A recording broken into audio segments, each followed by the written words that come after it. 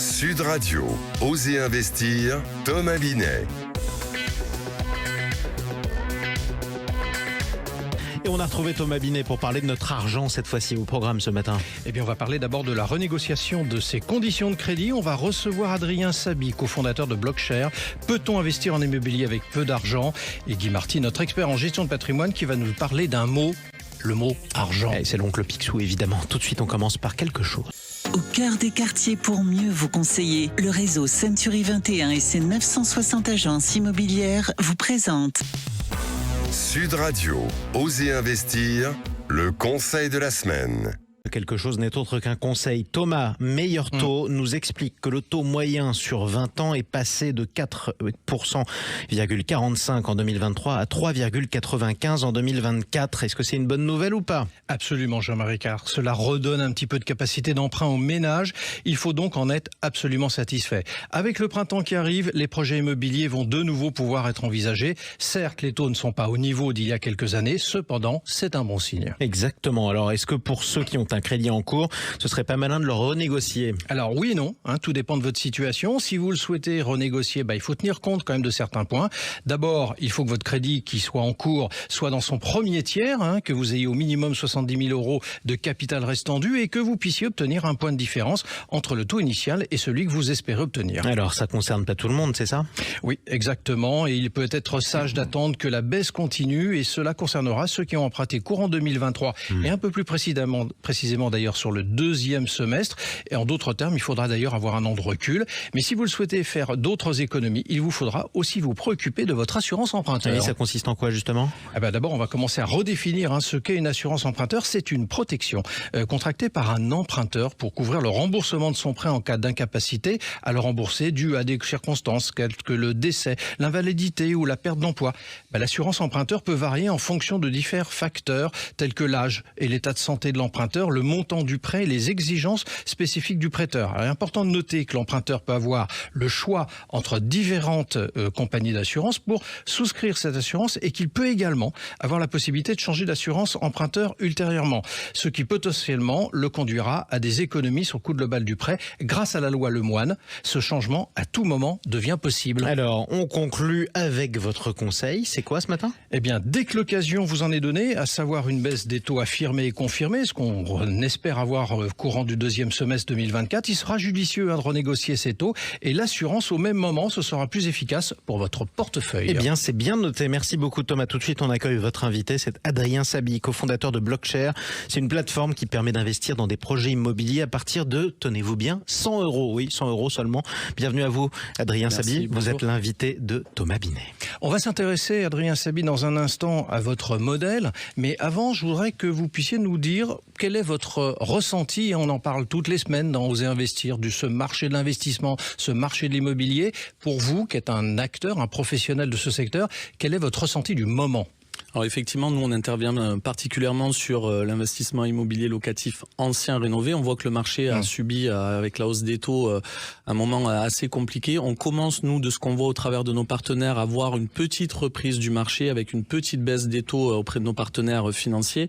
Néanmoins, ça reste quand même assez compliqué, mais ce qui est plutôt favorable pour notre solution, puisque ça nous permet d'être assez fort à la négociation lors de l'acquisition de projet. Alors c'est vrai que la reprise est un peu timide, mais elle démontre une dynamique quand même. Oui, c'est ce qu'on constate, nous, en tout cas, au travers de notre solution, des échanges qu'on a tous les jours, que ce soit avec les agents immobiliers ou les marchands de biens avec qui on travaille beaucoup, on sent une petite reprise légère, mais qui commence à arriver, en tout cas de ce qu'on constate. Alors avec Blockshare, vous investissez dans des biens immobiliers rénovés. Je vais essayer d'expliquer à votre place d'abord votre modèle, et principalement loués, qui permettent à vos investisseurs d'en retirer mensuellement des revenus locatifs. On est d'accord ? Exactement, c'est tout à fait ça. Alors dans le détail, on s'y prend comment ? Alors comment ça fonctionne? En fait, on a fait un constat très simple, c'est qu'il est très compliqué pour les particuliers de saisir des opportunités intéressantes d'investissement immobilier. Donc nous, on a créé en fait une plateforme simple et intuitive qui permet à nos clients d'investir à nos côtés sur des projets immobiliers. Alors concrètement, comment ça se passe? On crée un compte en moins de 5 minutes sur notre plateforme. On choisit les projets immobiliers qui nous plaisent. C'est uniquement des projets immobiliers anciens, rénovés, premium. On investit entre 100 € et 100 000 € et tous les mois, on perçoit les revenus locatifs directement sur son compte bancaire. On va s'occuper de la gestion pendant toute la durée de l'opération et on reverse également la plus-value potentielle lors de la revente. Alors on va y revenir dans la plus-value justement dans un instant, mais ce qui est important, ce que vous avez dit, vous l'avez dit entre deux phrases, mais c'est rénover. Tout à fait. Nous, Voilà. c'est vraiment notre axe de différenciation. On travaille en direct avec les marchands de biens et on ne sélectionne et on propose des projets qui sont que de l'ancien rénové. L'idée, c'est qu'on ne fasse pas porter le risque en fait des travaux, des opérations à nos clients. C'est pour ça qu'en fait, on arrive vraiment en bout de chaîne. Ça veut dire que quand vous le mettez en acquisition et en location, il est déjà rénové par le marchand de biens qui vous l'a cédé. Hein. C'est en amont, c'est pas vous qui vous occupez de ça. Exactement.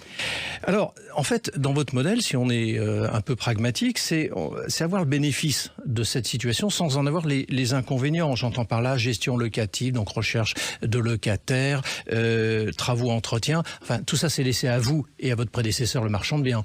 Exactement. En fait, on opère la gestion, on va porter nous-mêmes les projets pendant toute la durée de l'opération. L'idée d'aller sur des projets rénovés, au-delà de ne pas faire subir le risque des travaux, c'est qu'on se retrouve avec des produits, des biens immobiliers qui sont plus compétitifs sur le marché, qui se louent mieux, qui se gèrent mieux, qui se revendent mieux. Hein. C'est l'idée d'avoir un produit rénové.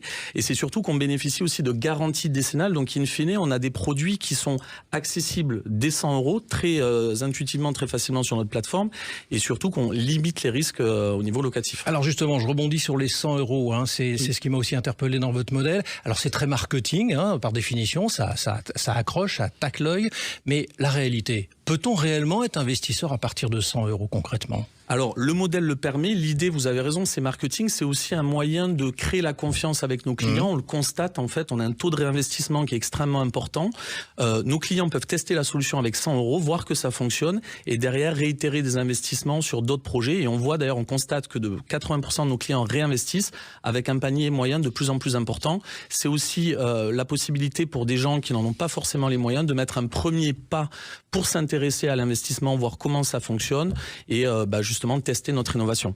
L'idée, c'est de conserver les biens acquis par vous-même sur un horizon temporel de combien de temps ? Alors, dans nos contrats, il est prévu qu'on va détenir les biens, on va porter l'opération entre 5 et 10 ans. On en parlait tout à l'heure. On ne peut pas prédire la conjoncture de demain. Donc, en fait, ce qu'on prévoit dans nos contrats, c'est que si la 5e année, la conjoncture est défavorable, on va prolonger ce contrat, donc continuer à reverser les revenus jusqu'à ce que la conjoncture, on va dire, soit un peu plus favorable. Donc, 5 à 10 ans. On va se mettre dans un monde merveilleux. Le marché de l'immobilier repart comme on l'a connu dans les années précédentes. Vous allez revendre et il y aura de la plus-value. Potentiel, on parle toujours de plus-value potentielle, mais effectivement, dans nos contrats, on veut un alignement total avec nos investisseurs, donc on redistribue, s'il y a une plus-value, 90% de cette plus-value à nos clients, on n'en conserve que 10%, ce qui permet d'être complètement aligné avec eux. D'accord, donc 90%, hein, ça aussi c'est ce qu'il faut retenir. Oui, tout à fait. D'accord. Alors, c'est un investissement, et comme tout investissement, il y a des risques. Tout à fait. Quels sont les risques encourus sur ce modèle ? Alors, nous, on a voulu vraiment limiter tous les risques de la chaîne de valeur. Dans l'immobilier, on le sait, il y a 2 risques principaux. C'est le risque locatif et le risque d'une chute, d'une baisse de la valeur. On en parlait avec M. Marty tout à l'heure, lors de la revente. Alors, le risque locatif, nous, on le limite énormément du fait d'aller sur des produits qui sont déjà rénovés, donc on le disait, qui sont très compétitifs. En plus de ça, on va que dans des secteurs que l'on maîtrise, que l'on connaît. Notre dernier projet était à côté de Genève. On a fait un projet à côté de Biarritz, donc on sait qu'il y a une demande locative très forte.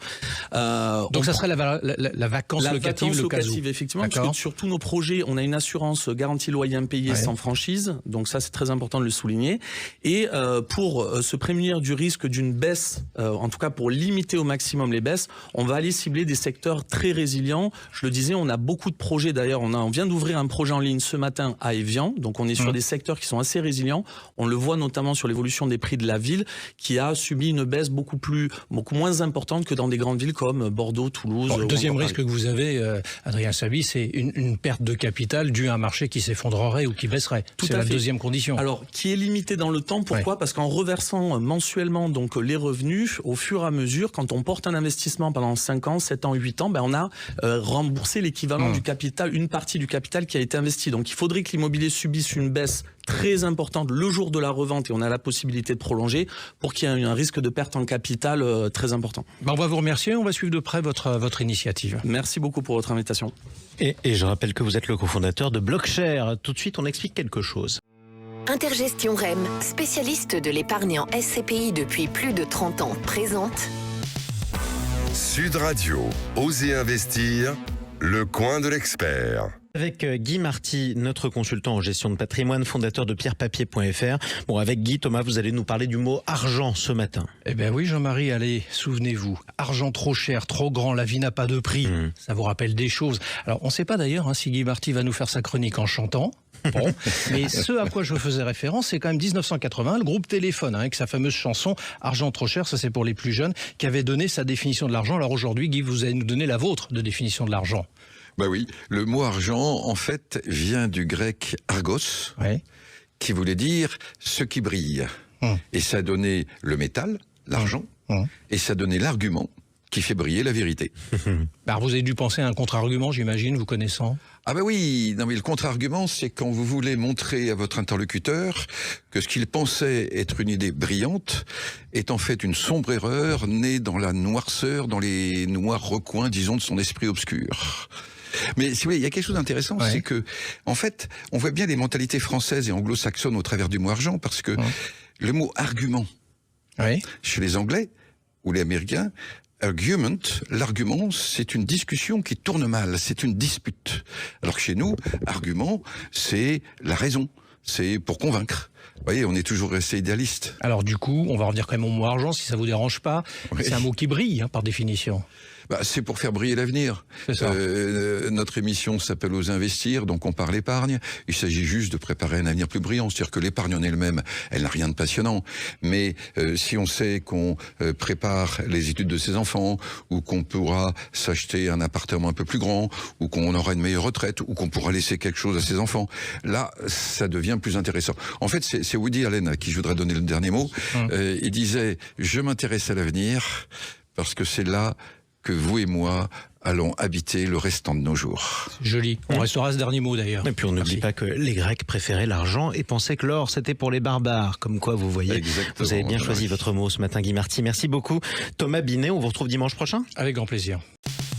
Sud Radio, Osez investir, Thomas Binet.